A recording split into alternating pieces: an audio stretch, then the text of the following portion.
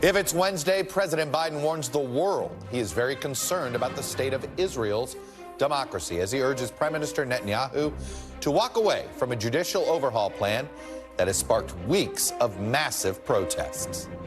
Plus, the ongoing search for answers and a motive in Nashville as investigators comb through new evidence, including the shooter's writings and personal history. And two former Credit Suisse bankers turned whistleblowers speak to CNBC exclusively about evidence they handed over to the United States that the ailing banking giant has been running a years-long scheme to help wealthy Americans use the Swiss bank to dodge U.S. taxes.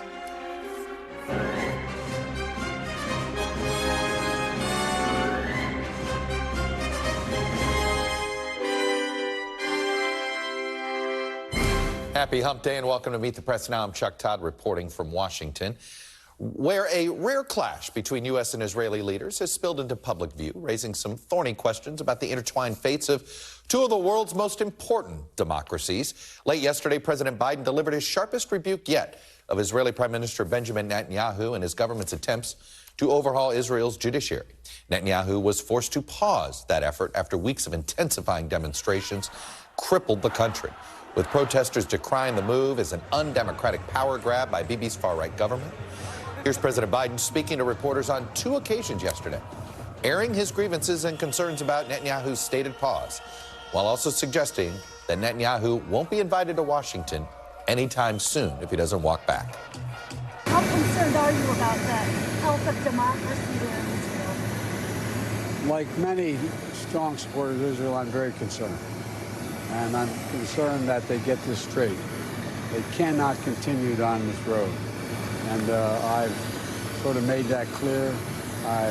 Hopefully the Prime Minister will act in a way that he can try to work out some genuine compromise. What do you hope the Prime Minister will do on that particular law? I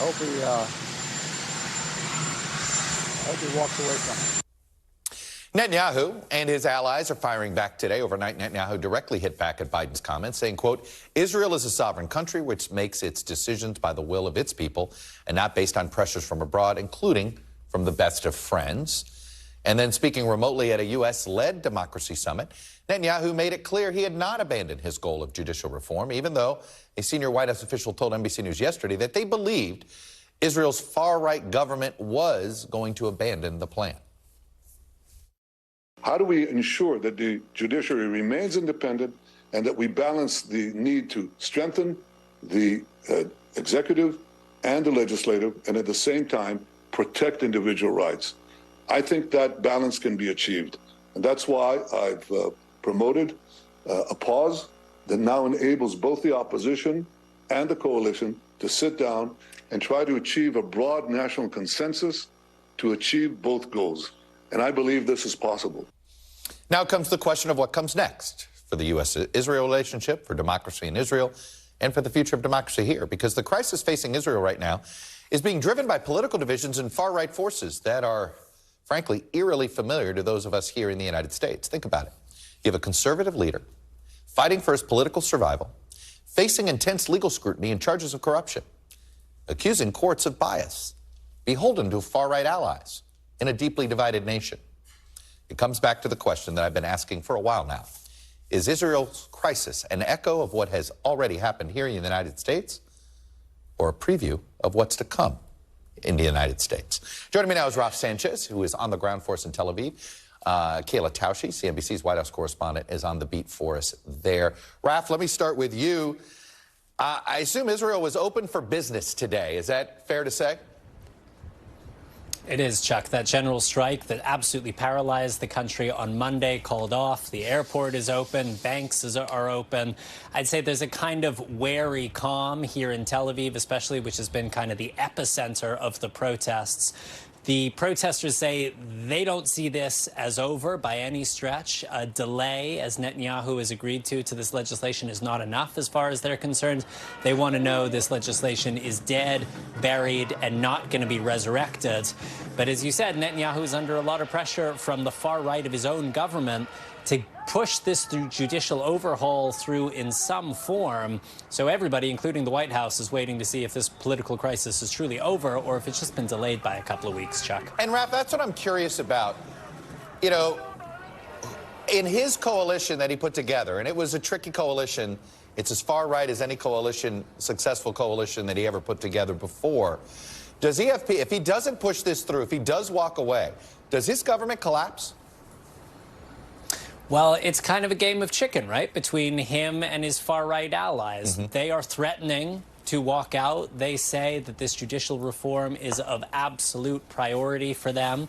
But, of course, if they walk out, you go to an election and you're a far-right Israeli politician, there's a real risk that the centrists and the liberals might come back again. Chuck, a senior Israeli official called us in for a briefing earlier today to kind of give the Israeli government's perspective on this. And one of the questions I asked them is, how did Netanyahu, this master politician, Israel's longest-serving prime minister, and someone who says that his top priorities are, one, stopping Iran getting a nuclear weapon, two, making a peace deal with Saudi Arabia, how did he end up in this unprecedented political crisis over the Supreme Court? And the answer from this official is this issue really, really matters to Netanyahu's conservative base, and the prime minister really felt that he has to deliver for them, as well as managing his right-wing coalition partners, Chuck. No mention of his own legal issues? No mention of his own legal issues, which is something the prime minister says over and over again. He's, of course, on trial as we speak for criminal corruption.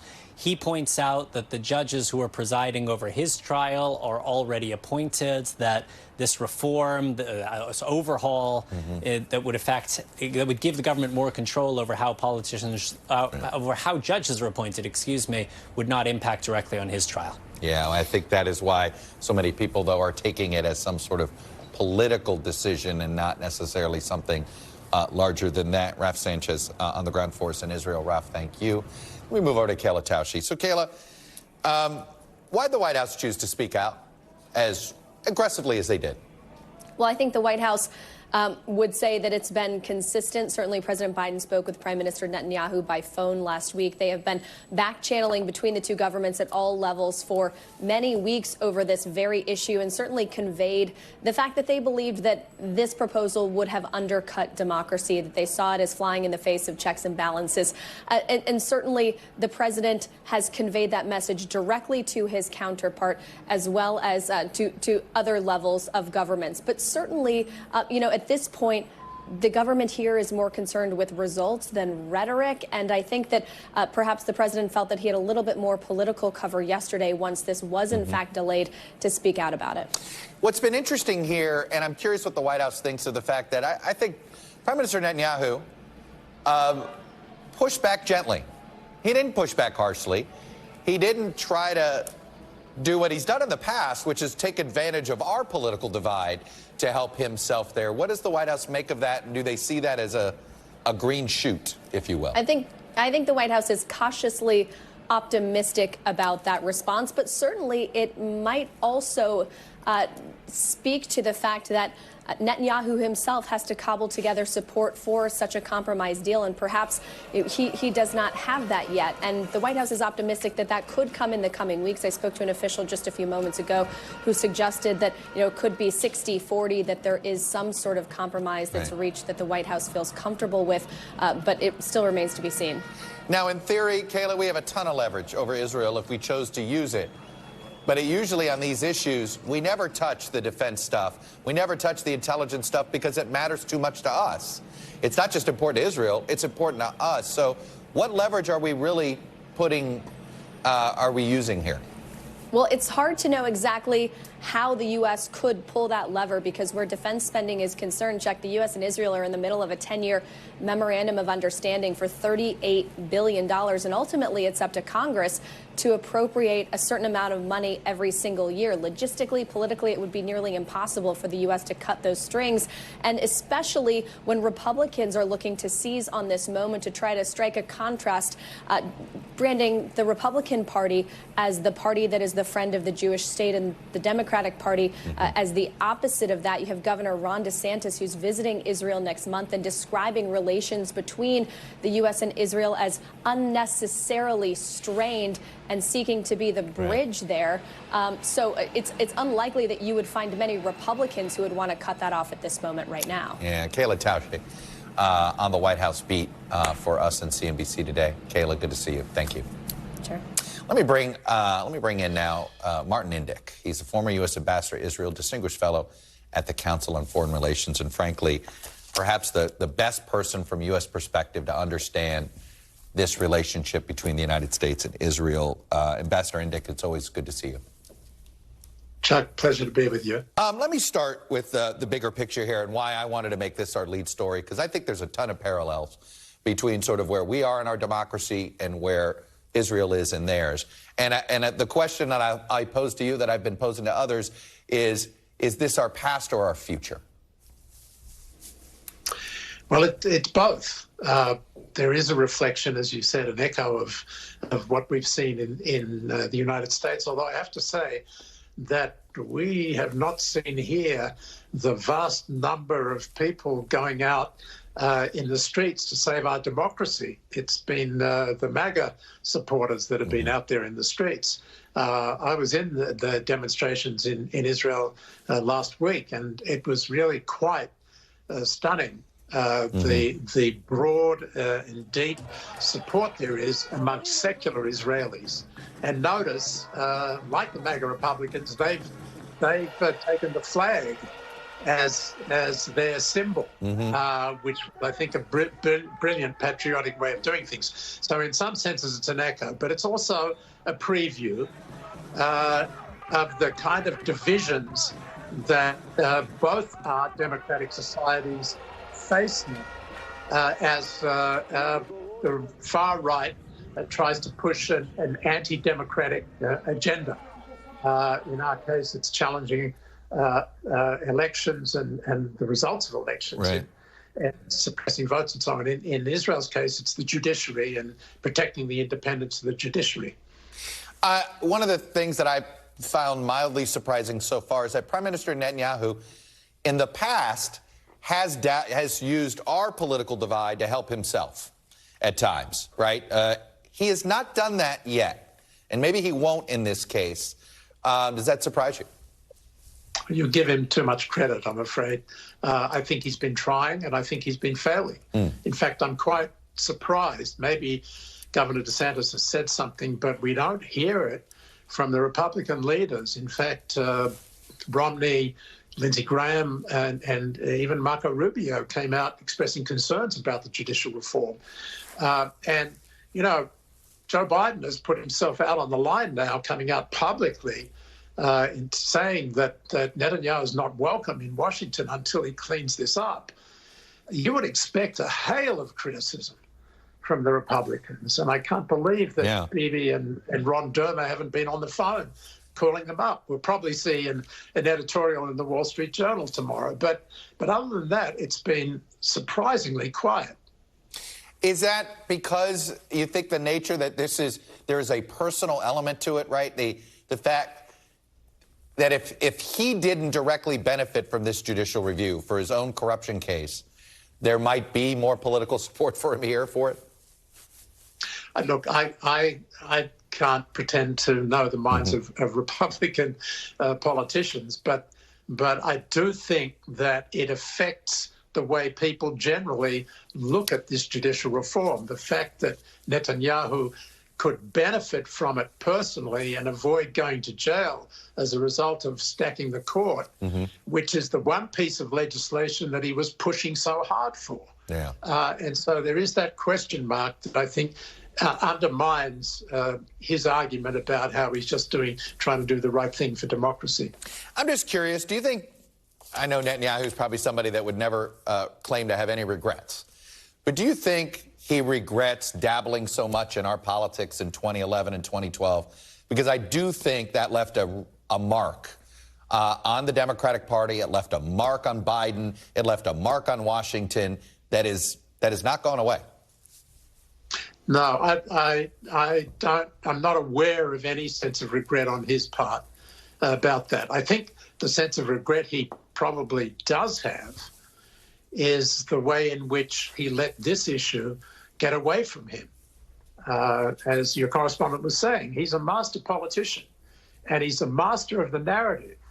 And he lost control of his coalition and he lost control of the narrative. He's trying to grab it back now, but I think it's too late. And I think that's his regret. His focus, he wanted his focus to be on Iran and Saudi Arabia. He can't achieve his objectives there without the help of Joe Biden.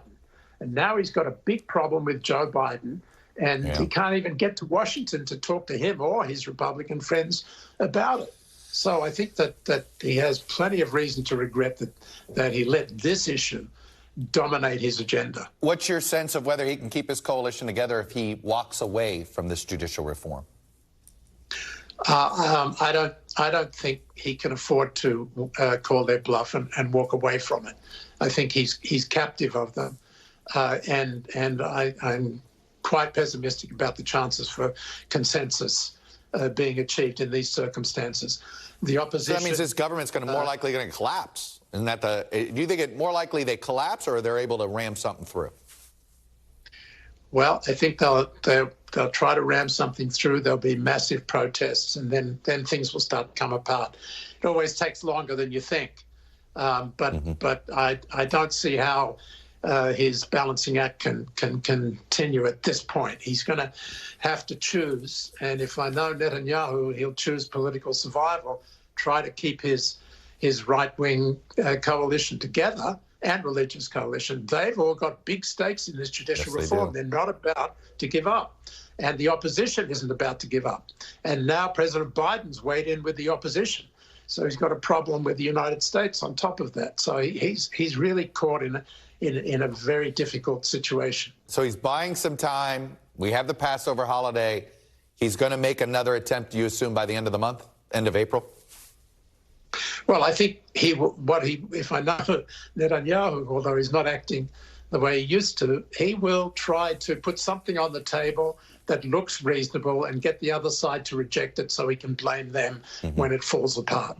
But I don't think that he has the room to reach a compromise agreement.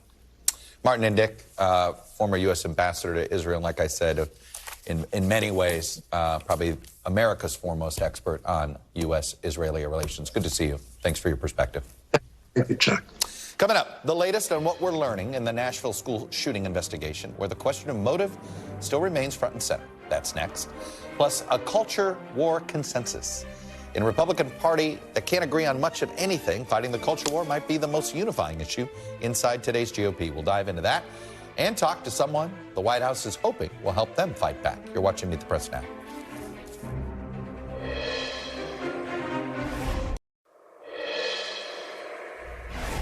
Welcome back. The White House says First Lady Jill Biden will travel to Nashville tonight for a vigil in honor of those killed in Monday's school shooting. Police have said little today about their investigation into the tragedy, which left 3 children and 3 staffers dead. Investigators have said the shooter, Audrey Hale, purchased 7 weapons, and that Hale was under a doctor's care for an undisclosed emotional disorder. That didn't get in the way of purchasing the weapons. Police also say that Hale's parents say they didn't know the firearms were even in their house. Katie Beck joins me now from Nashville for us. Also with me is our Justice and Intelligence correspondent, Ken Delanian. So, Katie, let me start with the lack of a lot of new information today. I guess the biggest thing is, how much are we going to learn about the so-called manifesto? Well, at this point, Chuck, they've put out a lot of information early, and there has sort of been, that's plateaued today. We have not really heard from police. There's not been a press conference today, and we've been told there won't be. Now that we know that manifesto is in the hands of the FBI, I think the odds of actually seeing its content go down a bit. I know that they had initially said they found that along with other writings, maps of the schools, details on how she was planning to make entry into the school and where the surveillance points were. So there was a lot of information there to sift through. But at this point, I feel like if there was going to be a release, we would have seen it. I think now that the FBI has gotten a hold of it, the likelihood, again, of it being released is probably going down. I think the police saying yesterday, their conversations with Hale's parents indicating that they did not know Hale had a gun. They thought that the one gun Hale had been sold, that in fact there was, many more firearms that were hidden in their home, that they had seen her leave that morning with a bag, but had not questioned whether or not there were guns inside of it because they didn't think that she owned any. I mean, she was, they said, being treated for an emotional disorder under a doctor's care. And I don't think that they had any expectation that she had the weapons or was capable of this. We did speak to a teacher of hers just a short while ago from art school who said the same, who said that this was among students she's had and taught.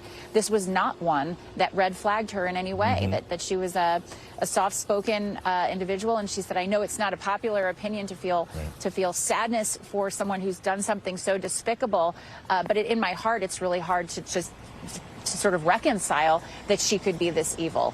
So it's an interesting sort of point in the investigation. I do think it would certainly shed a lot of light on motive if we were to find out what was in those writings.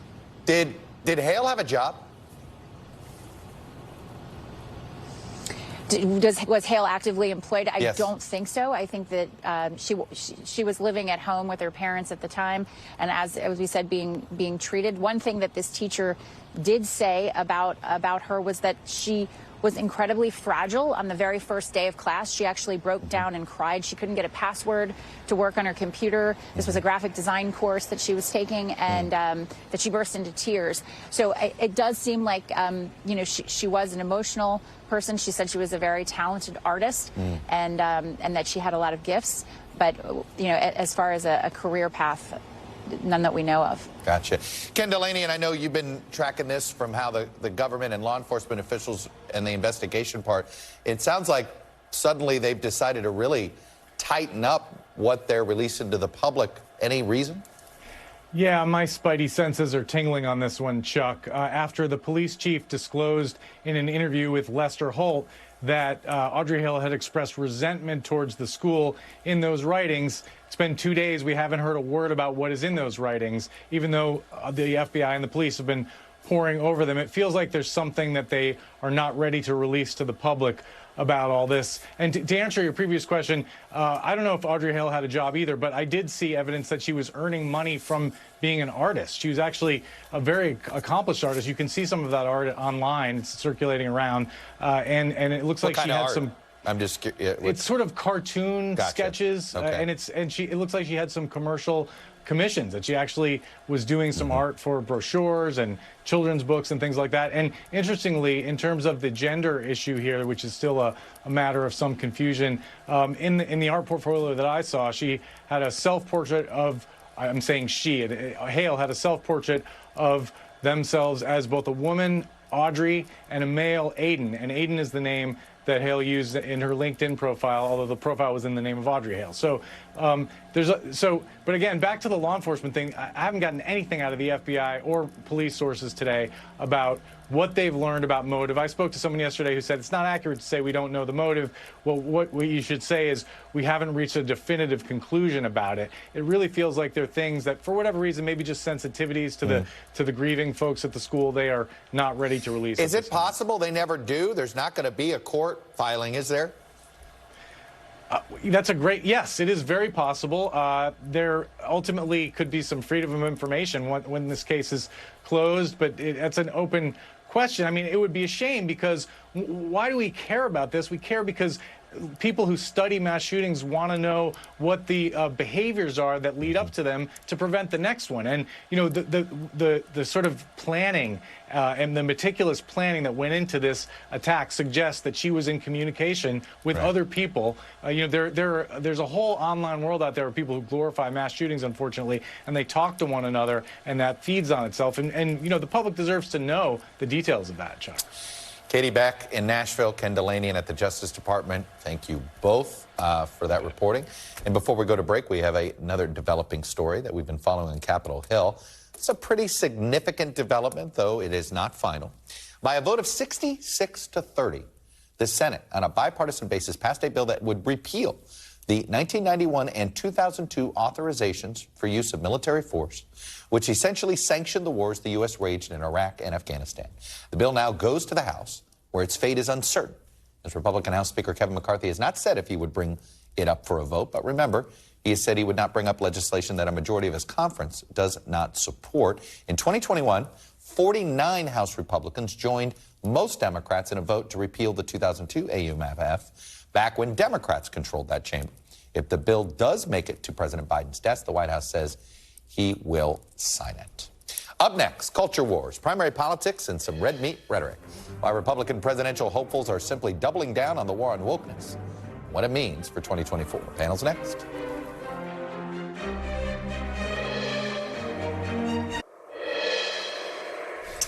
Welcome back. The first presidential primary ballots, of course, won't be cast for months, but we've already got a pretty good idea of what candidates think most potential Republican voters want to hear.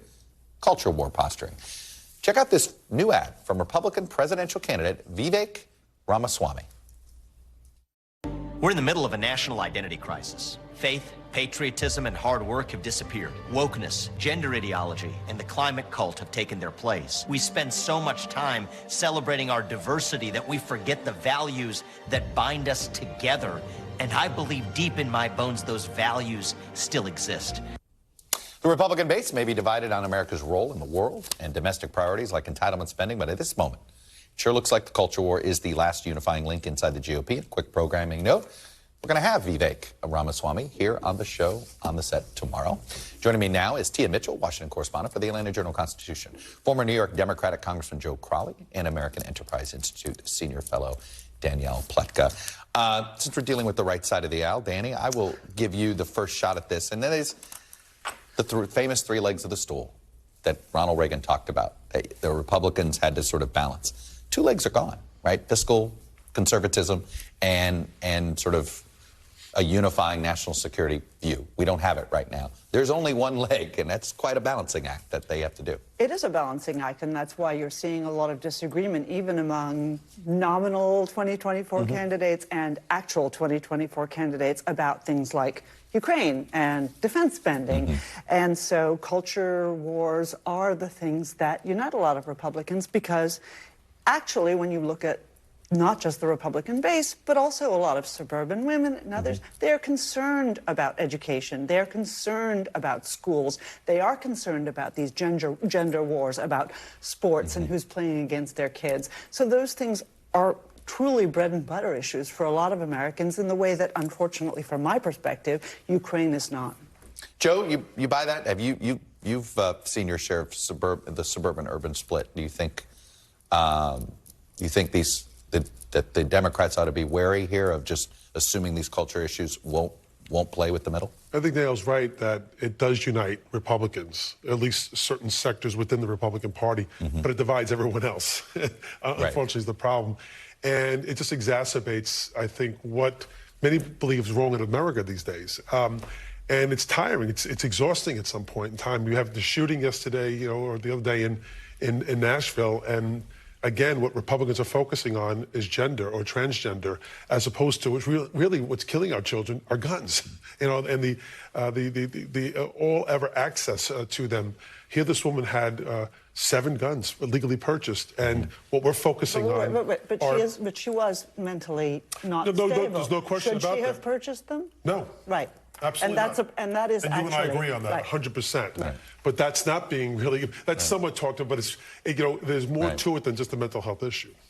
Tia, it does feel as if the Republicans spend the entire time on this, in the same way when Democrats were talking about open borders, talking about defund the police, right? It put the worst version of the left in front of mainstream voters. How does the GOP avoid having the worst version of their right get put in front of mainstream voters? Well, I think that's the risk if they don't shift the conversation in ways that are a little bit more practical. And, for example, on guns, when you poll even Republicans, there are gun control measures that have widespread support. Banning assault weapons has widespread support, even among the right. But it's how you frame the conversation.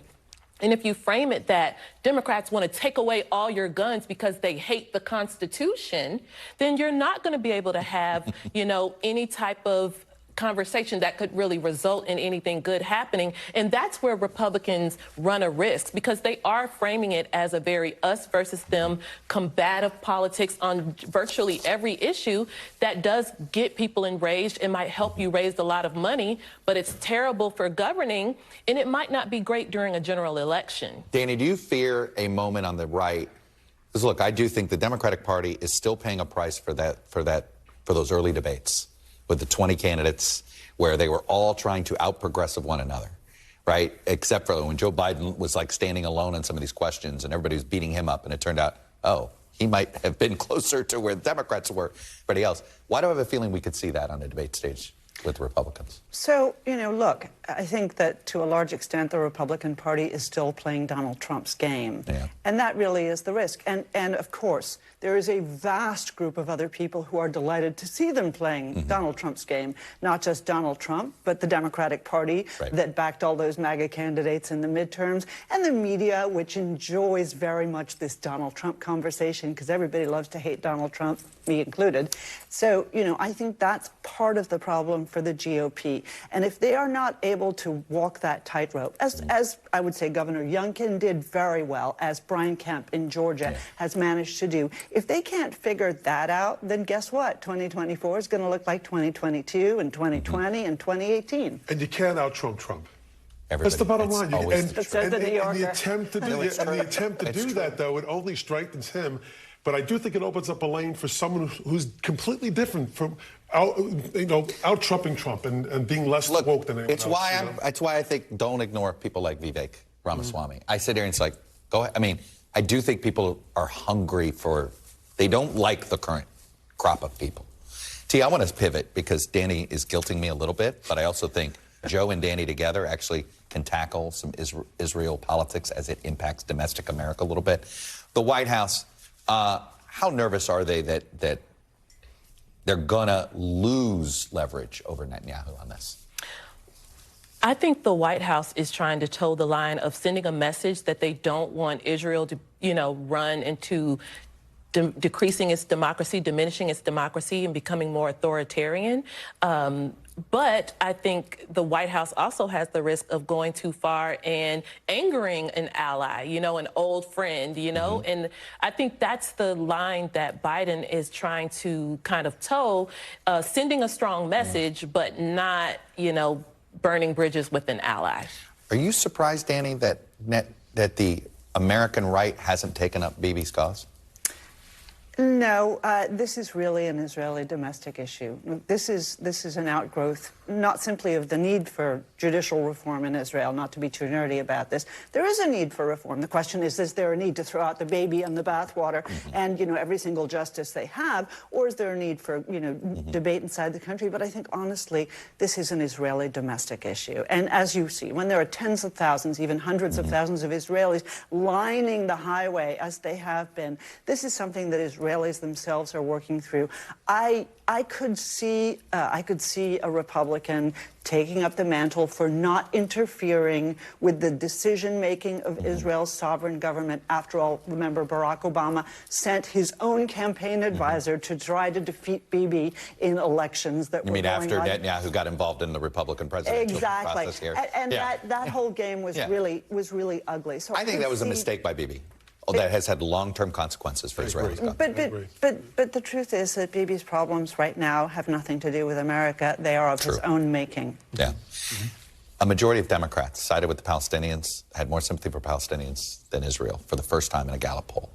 What do you make of that? That's be bad politics for any Democrat in New York City. Well, I do think, the barrage of media and what's coming out of the Middle East right now, especially when it comes to Israel, is there's a lot of killing going on over there, and people, I think, are generally concerned about that.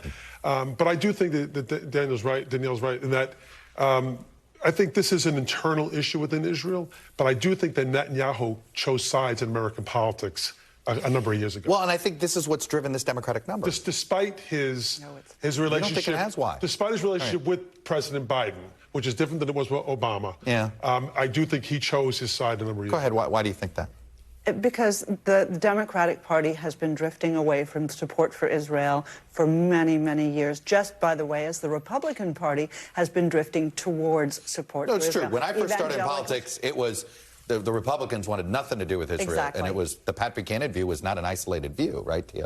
Right, and I also think it's I'm relatively new to national politics, but I would say it's steeped a lot in not wanting to be anti-Semitic, wanting those long-term ties, the Democratic Party, but also I think younger Americans in particular have heard about the plight of the Palestinian people and are, I guess, concerned about what they see, the violence, the human rights violations. Right. And again, the sensitivity of course, wanting to keep those ties to Israel aren't as strong, but also there's still the sensitivities of anti-Semitism as well. Yeah, I think that there is a little bit of that generational divide. But there's still a strong vein of pro-Israel politics within the elected Democratic Party. No, the elected. I believe elected. No, I said the elected Democratic. Right, and that used to be how I used to say it, and the Republicans, the elected Republicans versus the rank and file. You guys are terrific. Thank you for pivoting with me on the panel. You're welcome, Danny. Thank you. We have an update to a story we've been following for weeks. We just got word that Pennsylvania Senator John Fetterman will be returning to work next month. A spokesperson for the freshman Democrat says he'll be back at work the week of April 17th. I believe that's when the Senate comes back into session after the Passover and Easter holidays. Fetterman has been treated for clinical depression at Walter Reed since last month. His communications director says he's been visiting Fetterman and that he is excited to get back to the Senate. And I have one more update for you now on a new politician whose name you probably haven't thought of for years, Elian Gonzalez.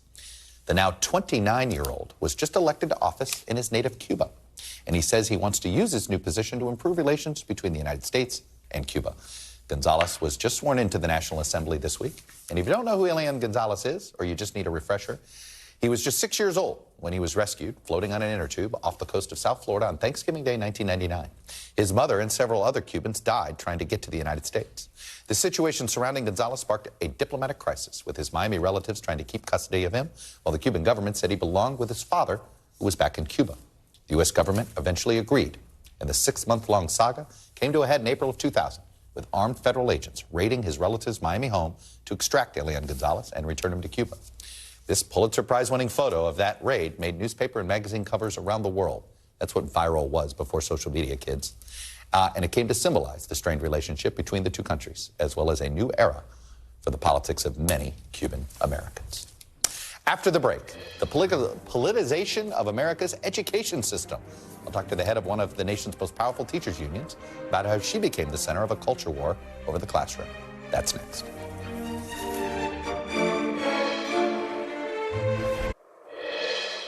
Welcome back. Florida has become the epicenter of a culture war fight that's been encompassing and eclipsing all other culture war fights, education.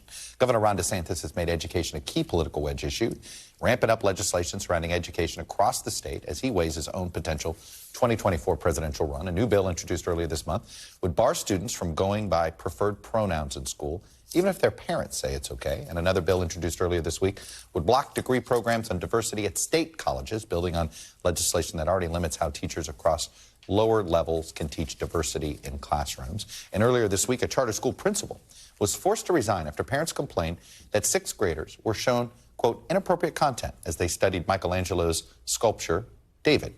The school's parents didn't like the, quote, woke indoctrination of their kids.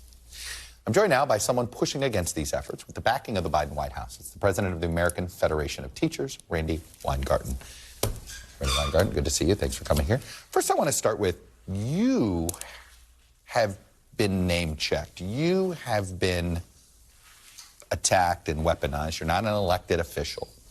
I'm still sort of startled by what Mike Pompeo said about you. How's that changed your life? You know, it's, I mean, I'm also married to a rabbi. And so... Thankful. Oh, that's nice. I mean, but, you know, we're a gay couple. And so when you get at home an email that says, that has your apartment and has you in there and says, be careful for your family. Mm-hmm. and you know all the anti-Semitism that's going on, look, it's chilling. You know, it's chilling, and it changes your life because you know that people are out to get you because of who you are and what you represent. But this is the thing. What it does for me, it makes me want to do more to actually help public schools be the best they can be.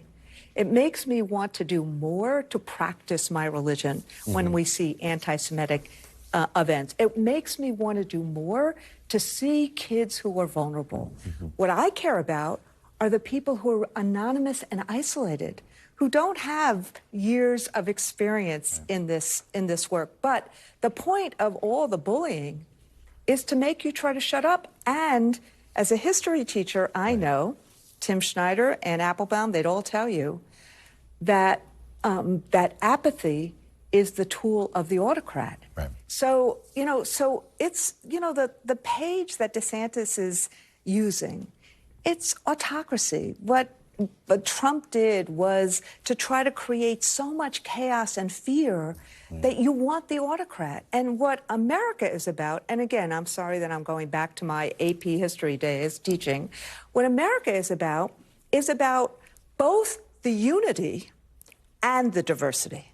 And we have to be a country that actually lifts all up, believes in all. And that's what the American dream has been about. And that's what public schools are supposed to be about. So I feel like we've lost the debate on, we're sort of lost. How should a public school curriculum, do you think people expect a public school curriculum to reflect the local values of a community, or a public school curriculum should reflect the national identity of the country? So a public school curriculum has to actually reflect both. And it's not as if these are the first times we've had these wars. Think about the Scopes trial 100 years ago. We do it about every 30 years, actually. So, between the Scopes trial, then we did it in the 50s with segregation. Exactly. But what happens is, the point is, because the only institution in the United States of America that is for all, that creates opportunity for all, are public schools. So, of course, every social issue is going to walk through the doors of public schools, not just our kids, but every social issue. And the teachers are the first responders to all of it. So how is it really done? There's 50 states. There's 13,000 school districts. That's why you have lay boards of education. But that's why you also have a process in states of building curriculum that includes parents and teachers. So one of the things that Youngkin did was he Glenn Youngkin, governor of Virginia. We've been talking Florida. Sorry. No, it's okay. He seized on a mistake that, and he is a dear friend, Terry McAuliffe made. Of course, parents have to be involved in kids' education. That's what teachers have wanted for years. We need parents as our partners. But the exploitation now is, both with Governor Youngkin, Governor DeSantis, think about what's happening. We have a mental health crisis. We have real economic issues. We just went through COVID and all of that. So there's all the shootings. There's an anxiety that people feel that the culture wars exacerbate and deepen. And what we in public schools have to do is we got to do reading, writing, and arithmetic, but we also have to overcome all of this. And the culture wars have made it harder to do that. And then on top of it, what DeSantis is doing by taking $4 billion out of public schools in Florida, how are they going to actually respond to do the work like CTE and experiential learning and overcome learning loss and overcome the mental health crisis if we don't have the teachers or the money to do that? So Florida's going to turn into a three-tier system. It sort of already has this way in Dade County, where you have those with money can do private, those who will take money and want to shop for a charter, and that's a 50-50. Some are great, some don't do so well. And then those that, for whatever reason, the parents they don't know how to, maybe they don't know how to navigate the system, and they're going to be stuck with their neighborhood school. But Chuck, so guess what? Is that a successful school system? No, of course not. But guess what? Even in Florida, still right now, after all of the voucher work, all of the vouchers, all of the charters, The vast majority of kids in Florida still go to public schools and want to go to public schools, and their parents want to send them to public schools. The vast majority of kids in the United States of America go to public schools. But what DeSantis has done with this new voucher system is it's not about what the old ones were. This is now just taking money from public schools and giving it to wealthy parents so that they can send their kids to private schools. Well, this is a debate that isn't going to end today, and I got like 17,000 more questions, but I'm running out of time. Randy Weingarten, it's good to see you. Thanks for taking a couple minutes here. Thank you. We'll be back. We'll do this again. Good.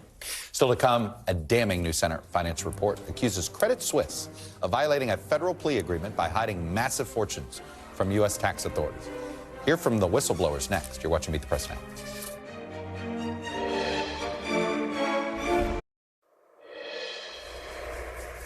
Welcome back. We've got some exclusive new reporting from our friends at CNBC. The Senate Finance Committee today released a new report detailing whistleblower allegations against global banking giant Credit Suisse, alleging that it's been helping American clients hide hundreds of millions of dollars from the IRS, despite an agreement to cooperate with U.S. tax authorities a decade ago.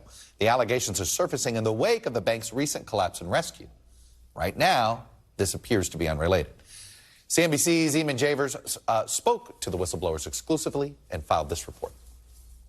So what secrets did you turn over to the Americans?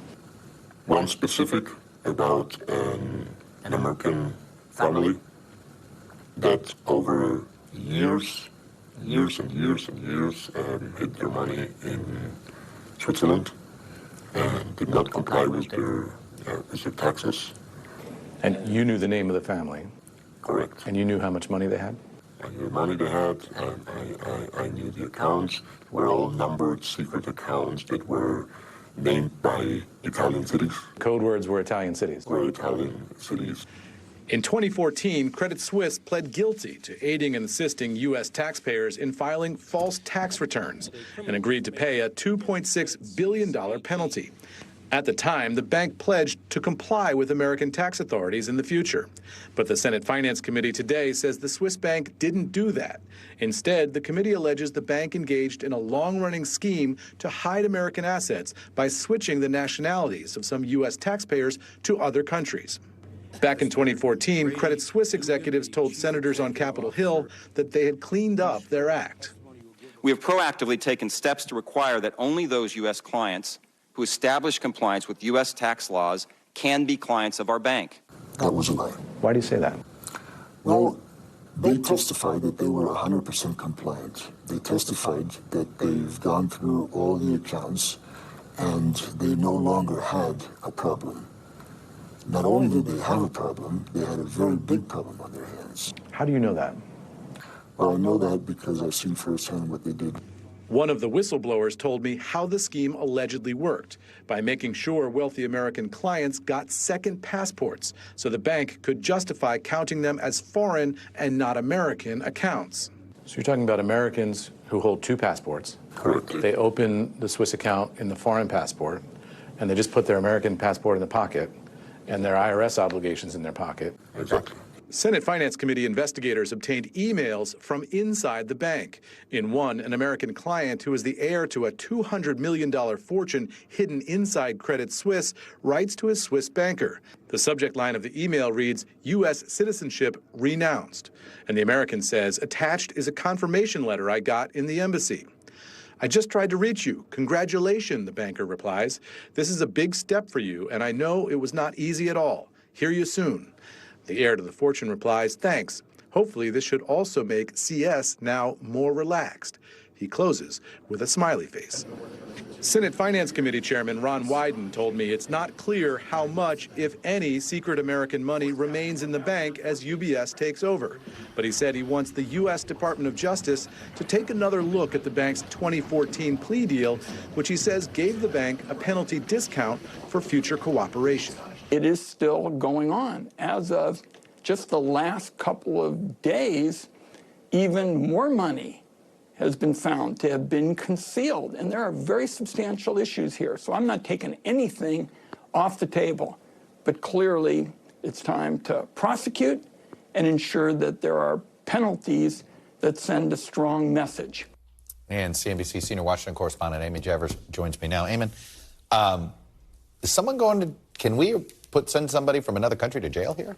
You can. I mean, the U.S. government has indicted Swiss bankers in the past. In this case, I think what's likely to happen is there's going to be an additional set of conversations between Credit Suisse and the Department of Justice. Remember, Credit Suisse settled all this and pled guilty back in 2014, said they would never do it again.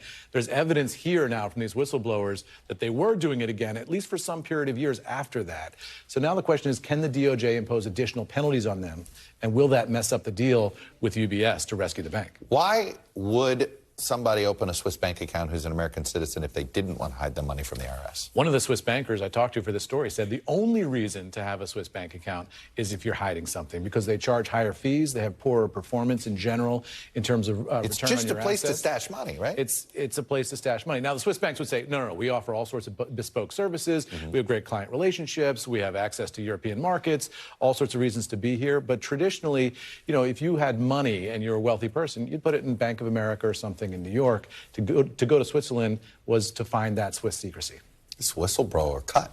How much money are they going to get for this? Well, it depends. Their lawyer is asking for a payout of $1.3 billion from the Department of Justice. They would get 15 to 30% of that.